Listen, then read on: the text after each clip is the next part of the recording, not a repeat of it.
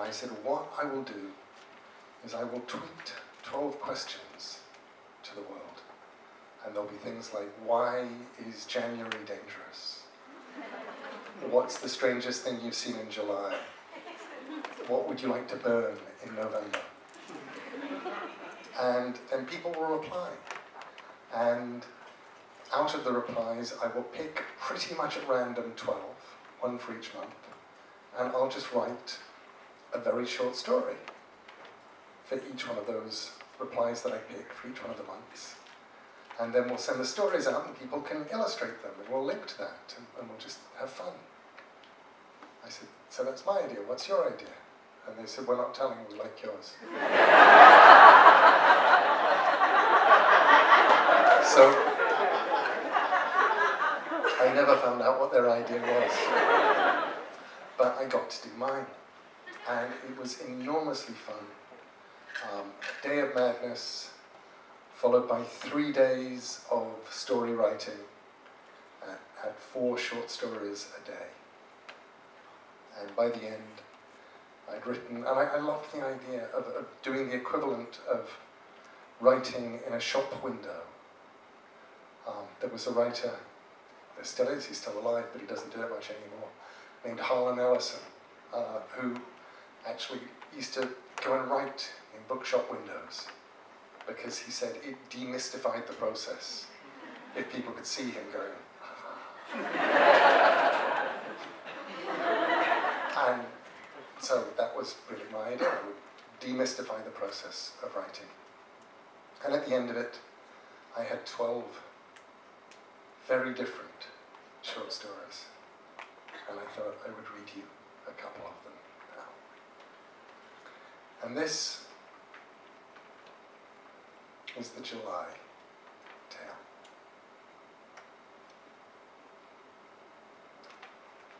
The day that my wife walked out on me, saying she needed to be alone and to have some time to think things over.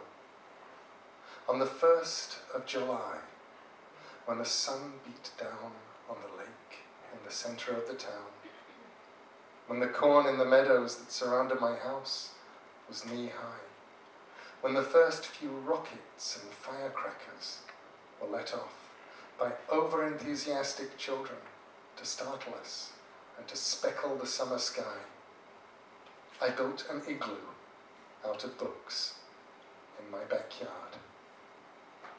I used paperbacks to build it, scared of the weight of falling hardbacks or encyclopedias if I didn't build it soundly. But it held. It was 12 feet high and had a tunnel through which I could crawl to enter to keep out the bitter Arctic winds. I took more books into the igloo I had made out of books, and I read in there. I marvelled at how warm and comfortable it was inside. As I read the books, I would put them down, making a floor out of them, and then I got more books and I sat on them, eliminating the last of the green July grass from my world. My friends came by the next day. They crawled on their hands and knees into my igloo. They told me I was acting crazy. I told them that the only thing that stood between me and the winter's cold was my father's collection of 1950s paperbacks, many of them with racy titles and lurid covers and disappointingly staid stories. My friends left. I sat in my igloo, imagining the Arctic night outside, wondering whether the northern lights would be filling the sky above me. I looked out, but saw only a night filled with pinprick stars. I slept in my igloo, made of books. I was getting hungry. I made a hole in the floor, lowered a fishing line, and waited until something bit. I pulled it up. A fish made of books. Green-covered vintage penguin detective stories. I ate it raw, fearing a fire in my igloo. When I went outside, I observed that someone had covered the whole world with books. Pale-covered books, all shades of white and blue and purple. I wandered the ice floes of books. I saw someone who looked like my wife out there on the ice. She was making a glacier of autobiographies. "I thought you left me," I said to her. "I thought you left me alone." She said nothing, and I realized she was only a shadow of a shadow.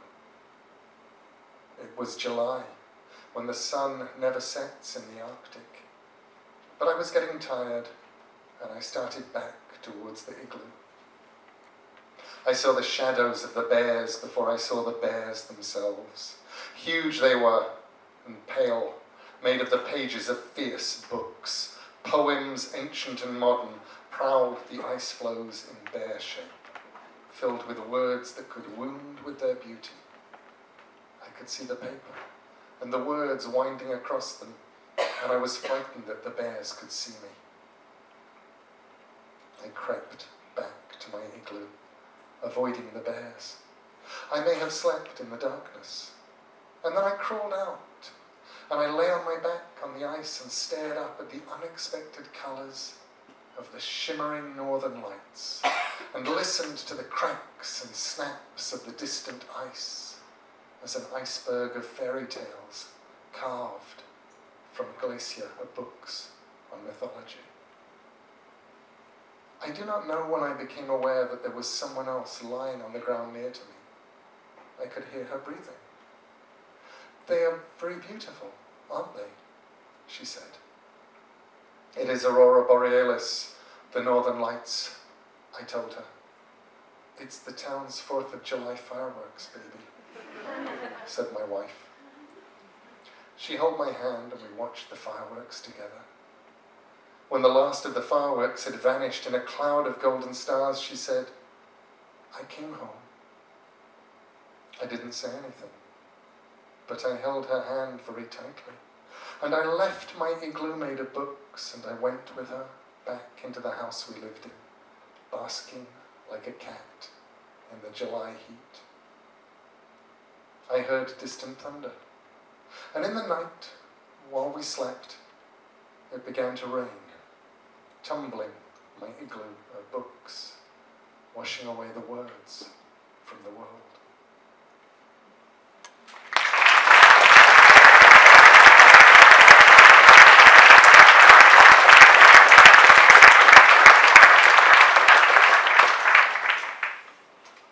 April tale. You know you've been pushing the ducks too hard when they stop trusting you. And my father had been taking the ducks for everything he could since the previous summer. He'd walk down to the pond. "Hey ducks," he'd say to the ducks. By January, they'd just swim away. One particularly irate drake, we called him Donald, but only behind his back. Ducks are sensitive to that kind of thing. Would hang around and berate my father. "We ain't interested," he'd say. "We don't want to buy nothing you're selling. Not life insurance, not encyclopedias, not aluminum siding, not safety matches, and especially not damp proofing." "Double or nothing," quacked a particularly indignant mallard. "Sure, you'll toss us for it with a double-sided quarter." The ducks, who had got to examine the quarter in question when my father had dropped it into the pond, all honked in agreement and drifted elegantly and grumpily to the other side of the pond. My father took it personally. "Those ducks," he said, "they were always there, like a cow you could milk.